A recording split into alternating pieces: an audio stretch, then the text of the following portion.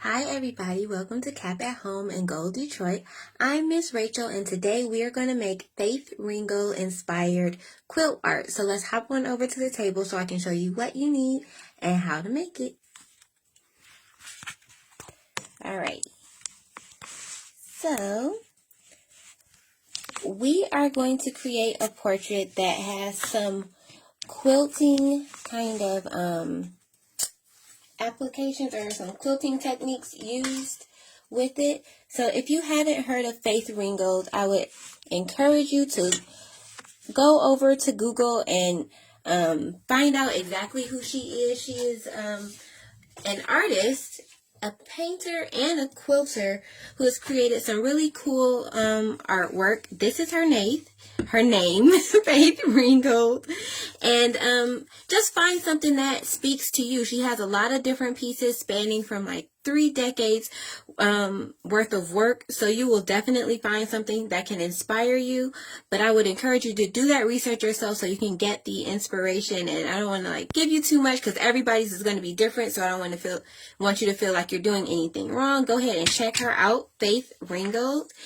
And before I jump into the supplies that you need, I want to take a moment just to acknowledge our sponsors, the Community Education Commission of the City of Detroit and General Motors. They allow Cap at Home and Gold Detroit to come to you every Monday, Tuesday, Wednesday, and Thursday on Facebook Live at 4 p.m. to do these free art tutorials. So make sure that you are tuning in and working with us, doing this art with us, and then also make sure you're commenting, liking, sharing, and all of that so that we can continue to do these videos. So, if you are about to get started, you'll need just a few things. It's not a whole lot. You'll need some decorative paper. So if you have scrapbook paper or something really cool with patterns and stuff like that, that will work. So I have some scrapbook paper here. I also have very colorful strips of fabric, which I'll show you how to make a little bit later on. But if you don't have like scrapbook paper, because I know that can get kind of pricey, then just use something that you do have. Like I have these magazines. You can find a lot of great pictures in those. And just scraps from other projects that you've done. Those will work too. Those will work excellent for this project. And you will also need scissors, pencil, eraser, ruler, and glue. You'll need some scrap paper, like a big sheet of scrap paper. I have 2 pieces of 11 by 17 paper that I've taped together for my project. Road camera. And then you'll also need smaller pieces of scrap paper that you can use to get this project done. So let me make sure my camera stops moving all over the place. Okay. And if you have all of your supplies, then I am going to show you how to do a little bit of the quilting techniques, but with paper. You can use fabric for this project, but I know everybody doesn't have like a room full of fabric because not everybody's a seamstress. So if you don't have those things, that's fine. I'm going to show you what we're about to do. 1 minute. So in addition, I forgot, you will also need a drawing. So I have a drawing that I did and it's based on one of Faith Ringgold's pieces. So I am going to show you how to create these side pieces with the quilting in there with paper. It's really easy, and once you put it together, I like it because you can get a really complex and interesting piece, but it doesn't take a lot to actually do it. So let me slide that out of the way and come back over here. So if you've been following Cap at Home, then you may have seen my paper quilting video a couple weeks ago. It is paper quilts inspired by the quilters of G Bend. If you take some time from this video and go hop on over to that one, you can see just how I put these together. But essentially, I'm just using scrap paper like this here and more scrap paper, just little strips that end up being cut from different projects that we do. because I don't throw anything away. And I put them together. And once I put them together, I came up with these interesting little decorative papers. And then I cut those into strips. So once I have this, I would cut it into strips with my scissors, which gave me pieces like, swipe all of that out the way, like these. And that's one of the things that I used in the big example that I just showed you. I used these kinds of strips, and then I also used magazine papers like this. And to create these squares, what I did was I grabbed some magazine pictures and ripped them out of the magazines. Then I cut those pictures down into small squares like this. And then I cut those squares like right in half, like diagonally. And those squares became these triangles. And then you just glue those triangles onto your scrap paper, and that will keep everything together so that you can end up having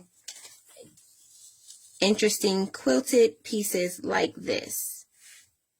So the thing is, it's not difficult, but it does take a lot of time. So I prepped all of this stuff here to kind of talk you through that, because everybody's piece is going to be different. You don't have to do all of this in order to get the same feel that you would get from one of her pieces. You can actually just cut out your square pieces and go ahead and stick them all around the border of your artwork. So however you decide to do that is fine. I'm going to glue these down. And once I did this, I did like 4 or 5 of them for each side. I'm just going to add some glue right to the top of this piece and stick them down. I created a bunch of these, so maybe about 20 total, so that I could use 4 or 5 on each side of my drawing. And one thing I looked for in my magazine pictures are pages that don't have like a whole lot of text, but have interesting colors and textures, because those are the things that you can cut out and have them come together to look like something pretty cool. So once you do that 20 or so times, depending on how large your drawing is, you'll cut them out using your scissors. And I'll actually go ahead and do another one. See, I have all of these pieces. So I would just do them right next to one another. Probably should add some more glue. And your squares will be bigger or smaller depending on what size you cut them out of the magazine. So that is completely up to you. This is really a free form project. If you put a picture in the middle of a page and glue some fabric or scraps around it, you kind of get the gist, and that's basically what we're doing. So it's really, really easy. If you have any ideas or suggestions, or even pictures of how you came up with your finished piece, make sure you drop it in the comments for us, because we would love to see them. So go ahead and use your scrap paper to create your quilted pieces just like that. And once you do that, then you can cut your squares out into squares. So just use your scissors. And a lot of this project was cutting things and then re-gluing them together. So like making a collage, but then cutting it apart and making another collage. So after you do that, if you want to create more or different kinds of strips, another thing I did was use scrapbook paper, pattern scrapbook paper, and I glued it down to a page, and then I cut it into strips to get these pieces that are on my final example.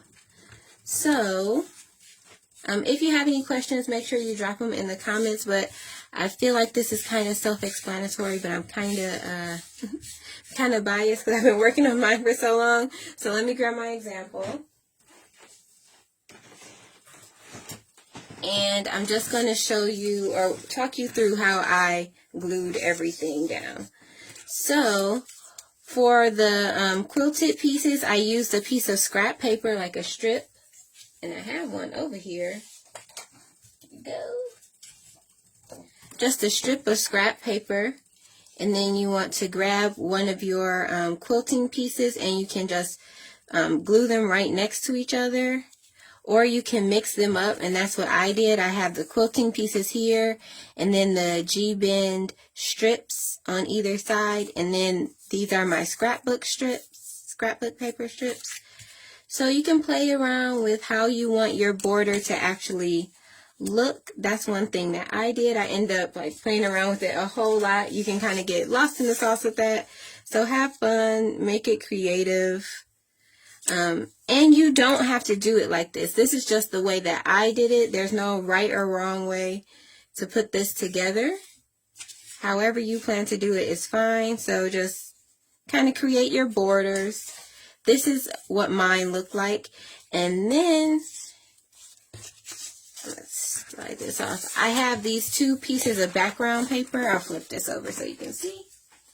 I just glued this paper together, kind of like a big poster board. So if you have something like poster board, you can use that.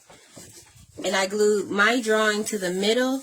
And then I glued my borders just right along the side. So I'm sure you know how to glue things down. But my borders are also in pieces. Like the corner pieces are their own little squares. And then the borders are just along the sides. They're not in the corners. So I have this border piece and I'm just going to line it up here. And then my corner pieces kind of finish it off. And if you have fabric, you can cut it into squares and you can actually do these whole sides with fabric because I've seen this project done in that way also. So let's just grab a little bit of glue and stick these down. So I'm being pretty liberal with my glue and it's not really coming out fast. I don't know what's wrong with this.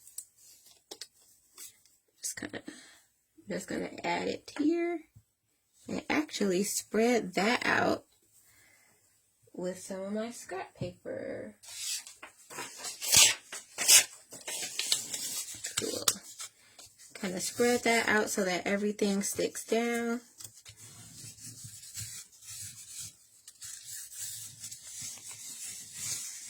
So let me know what ways you think this project could be done, maybe even differently, or if you followed the instructions that I am giving, then go ahead and drop a picture like I said. We would love to see what you've come up with.